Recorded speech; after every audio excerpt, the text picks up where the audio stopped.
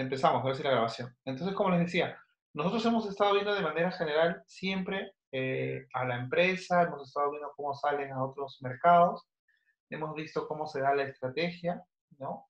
Identificamos si la estrategia es corporativa, de negocio, funcional. Luego vimos los distintos métodos de entrada a otros mercados. Luego seguimos analizando los distintos modelos, ¿no? Modelos para la internacionalización de las empresas y hemos, en virtud de ello, hemos visto cómo se da ese proceso de internacionalización de la empresa, ¿no? Para luego analizar cómo es la organización, es decir, cómo una empresa debe organizarse. Estamos hablando de una empresa que ya se internacionalizó, ¿no? Cómo debe organizarse, y ahí hablamos de las distintas divisiones que hay, ¿no? Puede ser una estructura simple, multidivisional, podría ser de nuevos diseños estructurales, etcétera. Hablamos de distintas formas. Y luego entramos a ver los enfoques estratégicos. En función de las presiones, ¿se acuerdan? Presiones globales o las presiones fragmentadoras, ¿no? Y la clase pasada hablamos de la estrategia de la filial exterior. Y ahí vimos que habían distintos patrones y roles que manejaban las filiales, ¿no? Identificamos el papel de una filial de ventas, una filial local, una filial ejecutora, una filial cualificada. Encontramos ahí distintas clasificaciones, ¿no? Y hoy vamos a ver cómo se dan las diferencias culturales. ¿Sí? Y estas diferencias culturales son justamente las que van a marcar también la posibilidad de que todo lo que nosotros hemos planificado previamente a nivel de estrategias, a nivel de estructura, e incluso a nivel de enfoques estratégicos, se puedan ver o no confirmados en función de la cultura en la cual estamos nosotros ingresando, ¿no? Entonces ahí hay que entender en primera instancia qué es cultura, ¿no? Y ahí es donde le traslado a ustedes la pregunta. ¿Qué entendemos por cultura? Más allá de lo que ustedes pueden ver en la presentación.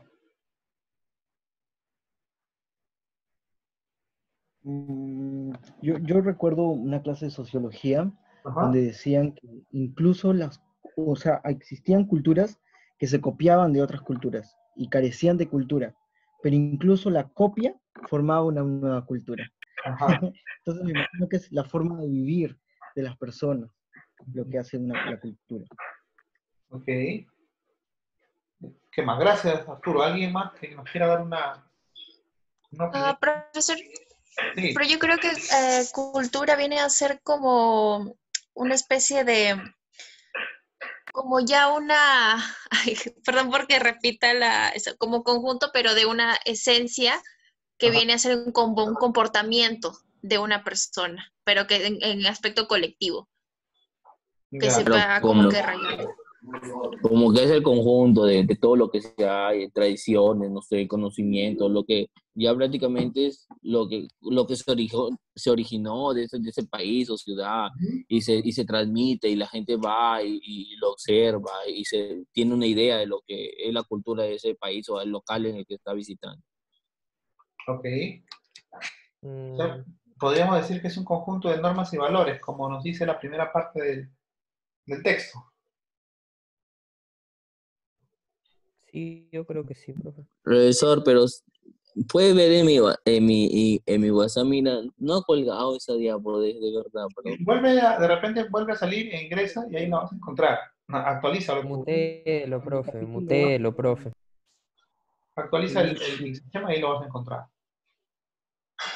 Bueno, sí, pues la cultura está ligada a un conjunto de normas y valores y entre ellas, como decía Estuardo, está las costumbres, ¿no? No solo las costumbres, también incluimos ahí el idioma, incluimos ahí también la religión que también la tienen ellos, religión, las cosas. exactamente, la religión, ¿no? Todo eso marca este concepto llamado cultura. Por eso hablamos conjunto de normas, ¿no? Las normas pueden ser morales, pueden ser normas religiosas, pueden ser normas jurídicas, ¿sí? Y claro, no solo normas, sino también valores, ¿no? Y entonces, el siguiente punto, una vez que tenemos claro qué es la cultura, el siguiente punto a tomar en cuenta es o cuáles son las características de la cultura. ¿No? ¿Cuáles creen ustedes que son las características de una cultura?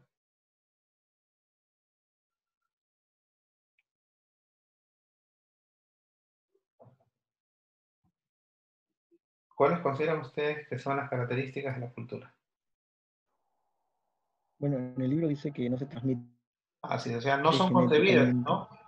que Son, sirve como guía. No, claro, o sea, que sirve como guía al ajá. O eso nos da a entender de que la cultura no se hereda, sino que se forma, ¿no? Durante el proceso de formación de una persona, ¿no? O en general, durante la convivencia de una persona, la cultura se va. También que es, o sea, así como respaldando lo que dice Arturo, es algo que se aprende, Ajá, no, ok. no que, ¿no? Y que tiene que necesariamente, o sea, tiene que responder a una necesidad que han pasado, o se ha necesitado para que sea aprendido y se pueda transmitir, ¿no? Y ya Claro, sea ¿no? Así es aprendido, muy bien, claro. Y la otra característica es que es compartido, ¿no? Por el grupo. compartido. Ujú.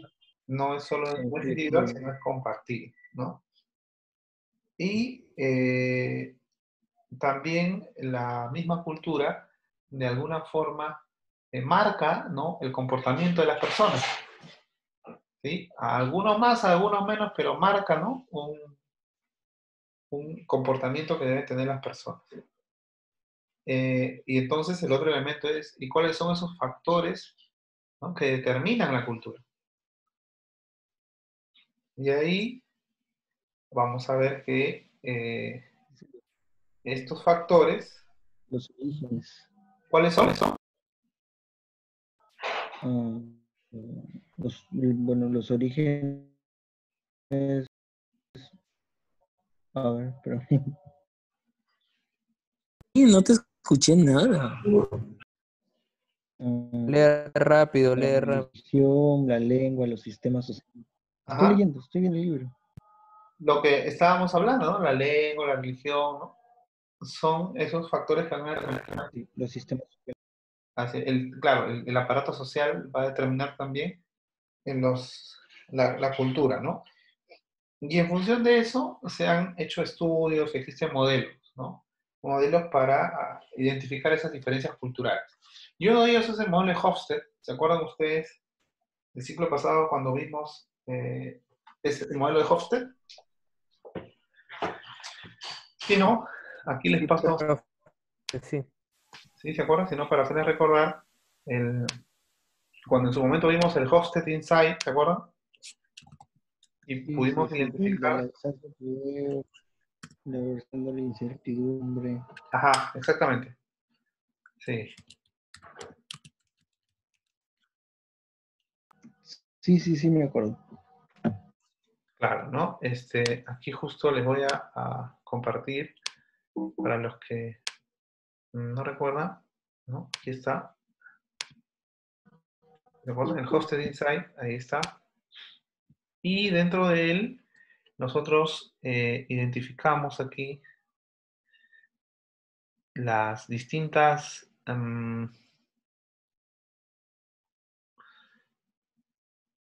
aquí, ¿no? Vimos ahí la búsqueda, ¿no? De ciertas características que aplica para el análisis de los países, ¿no? Porque ellos han establecido han establecido un modelo, ¿no? Para analizar justamente, no a las empresas, sino a los países. A ver, vamos a ver. Ahí está cargando. Y en función de eso es que, ¿se acuerdan ya cuando vimos esto?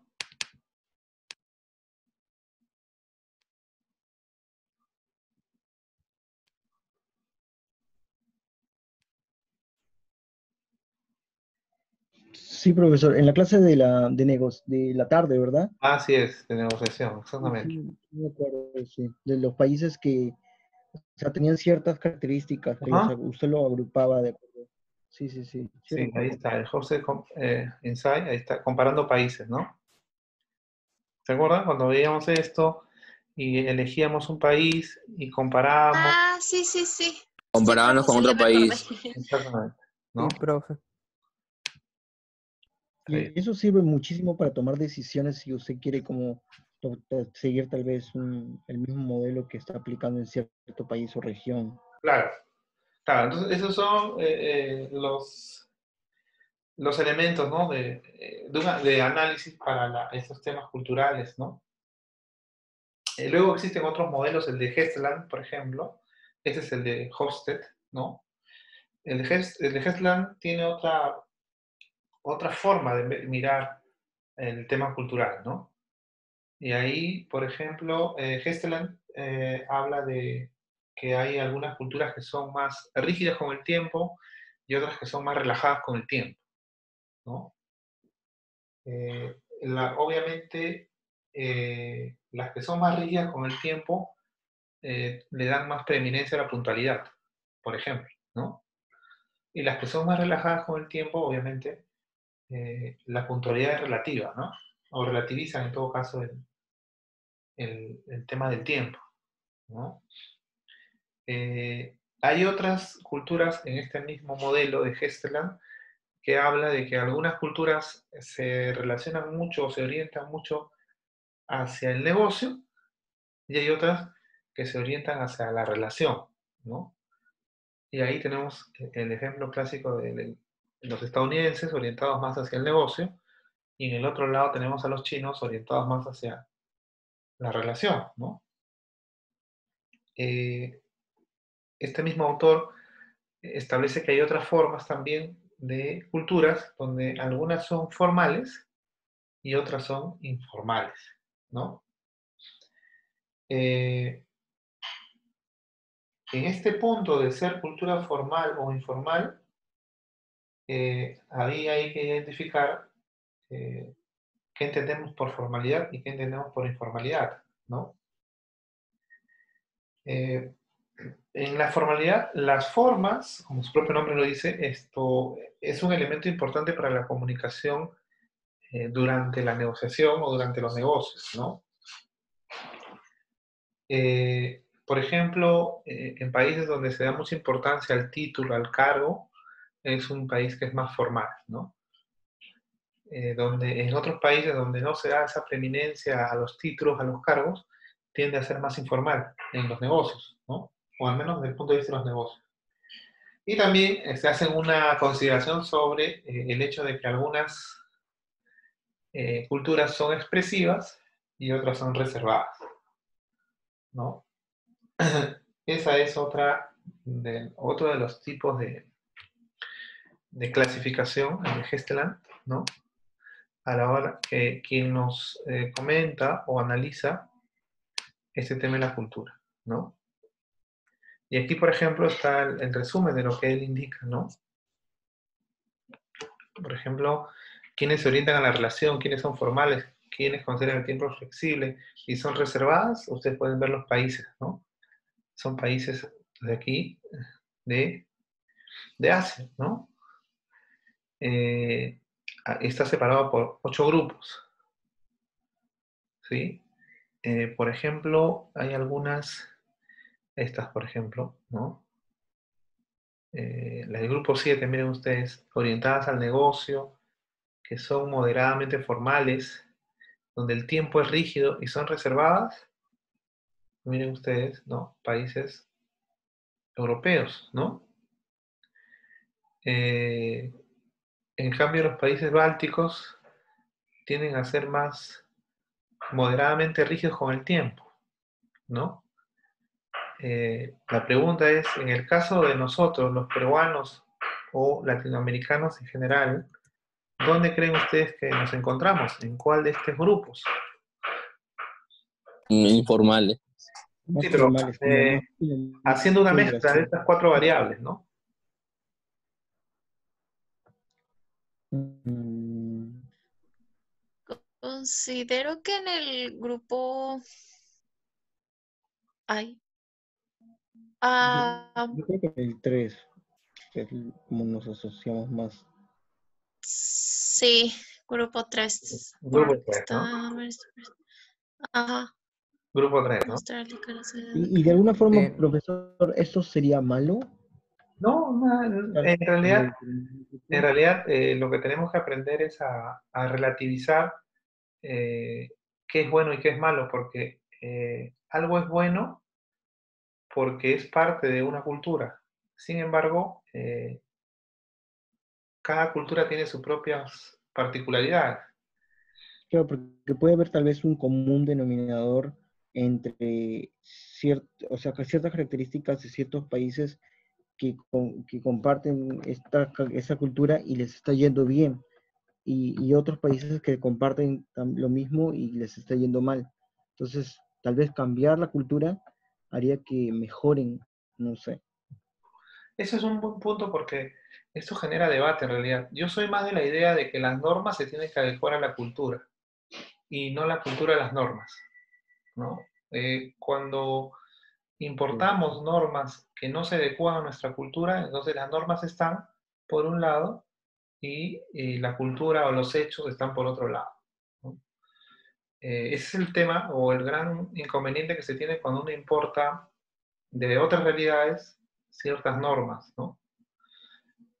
Por ejemplo, eh, si para los peruanos el tiempo es relativo, o sea, la puntualidad en general no es una situación que sea, no estamos orientados hacia ustedes mismos han definido, nuestra orientación es un tiempo flexible y no estamos orientados hacia un tiempo rígido.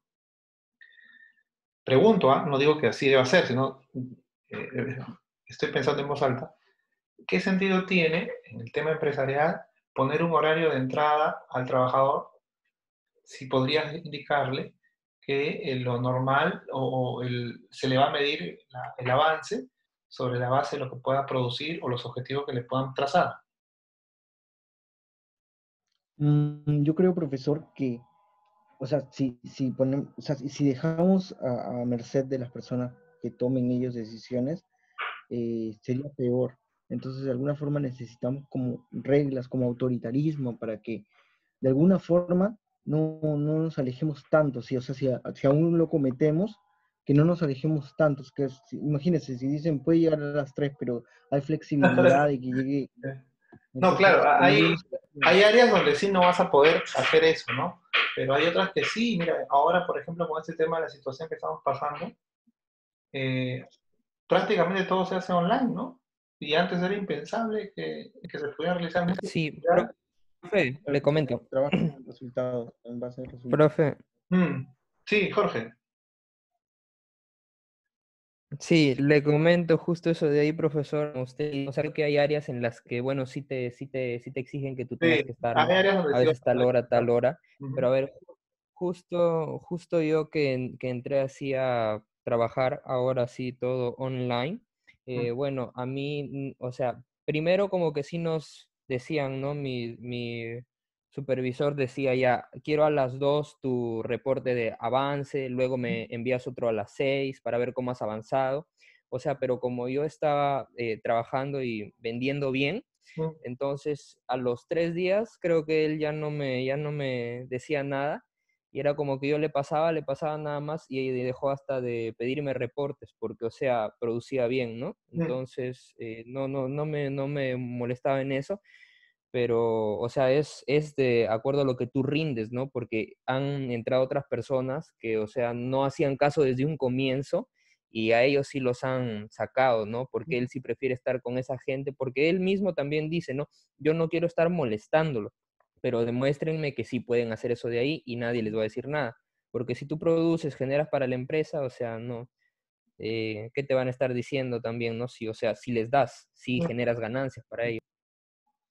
Sí, bueno, claro, o sea, ahí hay varios temas que son temas sociológicos y antropológicos, ¿ah? Pero que tienen un Claro, impacto en la empresa, ¿no? E incluso psicológico. Estas tres carreras interaccionan mucho, ¿no? Pero impactan en la empresa. Lo que yo les planteaba era que, en general, en todo nuestro proceso formativo del colegio, incluso la universidad, eh, la dicotomía entre lo que es bueno y lo que es malo siempre ha estado presente, ¿no? Entonces, pero esa dicotomía finalmente lo que hace es tomar la preeminencia de un punto de vista, porque para que algo sea bueno o malo, tiene que haber un punto de partida de la cual tú estás valorando para decir que algo es bueno o malo. Entonces, en el tema de los negocios internacionales hay que empezar a relativizar esos temas porque cuando nos toquemos con otras culturas, eh, vamos a tener que ser flexibles en la forma de pensar, en la forma de actuar de las otras personas, e incluso en la forma de hacer negocios, que es lo que nosotros queremos hacer con ellos. Entonces, en la medida que empecemos a relativizar más, el choque cultural va a ser menos, va a ser menos, va a tener menos impacto a la hora de hacer los negocios, ¿no? Entonces, por eso les decía que hay que relativicemos un poco el tema de los patrones que existen, ¿no? Pero lo que sí tiene que quedar claro es que toda nuestra influencia, en el caso de América Latina, es una influencia estadounidense, ¿no? Por eso nuestros patrones se miden sobre la base de lo que ellos tienen como cultura y que se ha irradiado a América Latina, ¿no? Patrones como la puntualidad, patrones como el sistema, la formalidad y todo ello son elementos que trabajan ellos y que nosotros les hemos importado, ¿no? Sería interesante ver, o en todo caso, saber cómo funcionan, por ejemplo, las relaciones, ustedes seguramente, bueno, de hecho han escuchado, ¿no? Las relaciones en la China, ¿no? Para que las empresas puedan seguir avanzando, ¿no? Y en nuestro caso también, pero a veces este uso de las relaciones se ha llevado a un exceso y ya se ve como algo negativo, ¿no?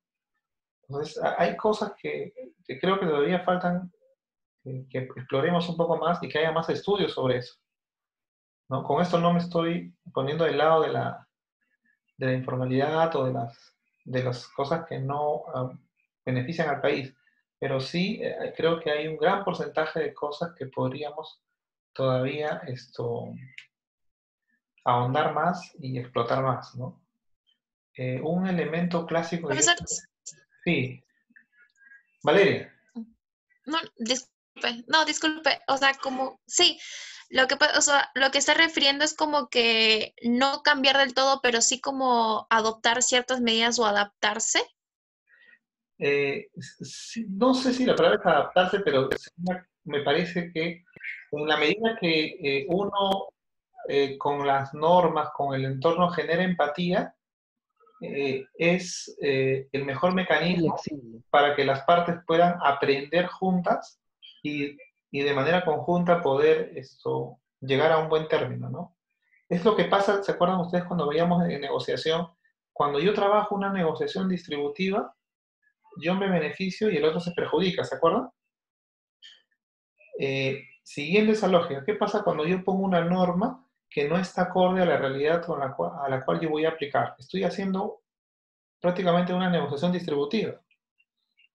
Pero ¿qué pasa si una norma o un comportamiento en una empresa o en general en el país toma en cuenta ciertos elementos culturales propios de ese lugar? Entonces las personas van a tender a identificarse con eso. Claro, profesor, y yo lo relaciono con la situación que vivimos ahora. Ajá. En países asiáticos se dijo, no, cuarentena, no pueden salir y todo. Y la realidad misma podía soportar esa norma. Pero en países del Perú, como el Perú, con 33.3% de los hogares urbanos no tenían un frigider, etcétera, entonces no se adaptaba. Tal vez no debimos de actuar de esa forma, Sí, tomando todas las condiciones. tal vez trabajar bajo otro esquema, ¿no? Como lo trabajaron los, los suizos, ¿no? El famoso rebaño, ¿no? El tema del rebaño, no sé, otras alternativas, ¿no? Pero bueno, por eso les decía, ¿no? En la medida que la cultura la empezamos a conocer aún más, va a haber más vamos a poder proponer más alternativas, ¿no?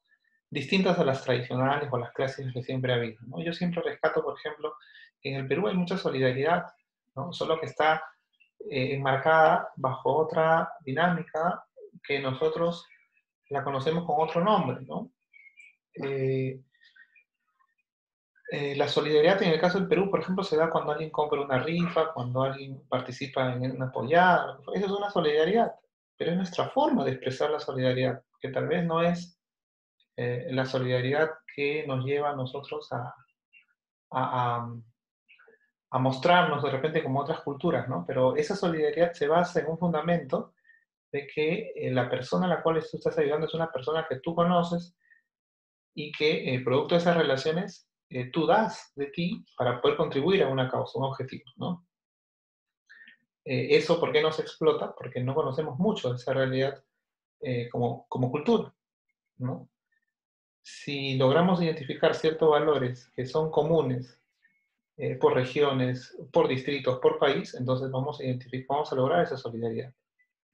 Todavía no la hemos identificado, ¿no? Y ese es otro de los temas que probablemente dificultan el poder lograr avanzar no solo en estos temas actuales, sino en muchos temas que todavía están pendientes, ¿no?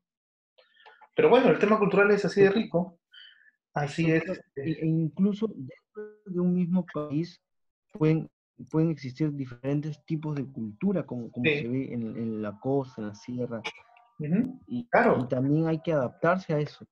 exactamente, eso es, ¿no? Y hay que respetar, profesor, la cultura de esos, por ejemplo, de la selva en los nativos, esa cultura que tienen. Claro, por eso les decía, ¿no? Estando dentro de un mismo país, hay, llamémosle subculturas, ¿no? Dentro de este país, ¿no? Y entonces, si nos vamos abriendo más entre los países, también cada país tiene sus propias subculturas, sus zonas. Entonces, no es uniforme, ¿no? Como teóricamente nosotros lo hacemos en razón de una división geográfica, ¿no? Si hablamos de un país llamado Alemania, podemos pensar que toda Alemania es homogénea desde el punto de vista cultural, lo cual no es cierto tampoco, ¿no? Hay zonas también. Entonces, todo eso nos ayuda a relativizar, a decir, bueno, hay cosas que sí son interesantes, aplicarían a mi realidad, y hay otras que no, ¿no? O que tal vez en algún momento podrían aplicar. Entonces, eso es lo que nosotros aquí queremos manejar cuando hablamos de esa cultura, ¿no? Y cómo se dan estos elementos de la cultura. Y ahí vamos a ver las distintas culturas de los negocios en función de las distintas zonas que hay, ¿no? En Asia, en África, en Oceanía, todo ello vamos a encontrar. ¿De acuerdo? Entonces, para cerrar este tema, vamos a ver el caso del paraíso español, ¿sí? Y vamos a analizar, quiero que analicen ustedes, en función de estas clasificaciones que hay, el de Gesteland, el de Hofstede y el de Trompenars, que no lo hemos hablado, donde Trompenars habla prácticamente del universalismo, el particularismo, habla de la especificidad y el holismo, o sea, algo específico o algo integral, habla del colectivismo, la individualidad, ¿no? Y habla de una orientación interior o una orientación exterior, ¿no? Entonces hay, en realidad, tres grandes clasificaciones para analizar la cultura, ¿no? La de Hofstede, la de Trompenars y la de Gesteland, que es la que habíamos hablado, ¿no? ¿De acuerdo? Entonces, eso es hoy nuestro objetivo, tener claro cuáles son estos elementos culturales, dependiendo del autor y cómo lo identifica, en función de estos tres grandes autores, ¿qué podemos identificar en este caso? ¿No? Ustedes pueden ver en el libro, en la página 252, ahí es el caso del paraíso español. ¿Sí? Entonces, en función de eso, vamos a analizar. Profesor,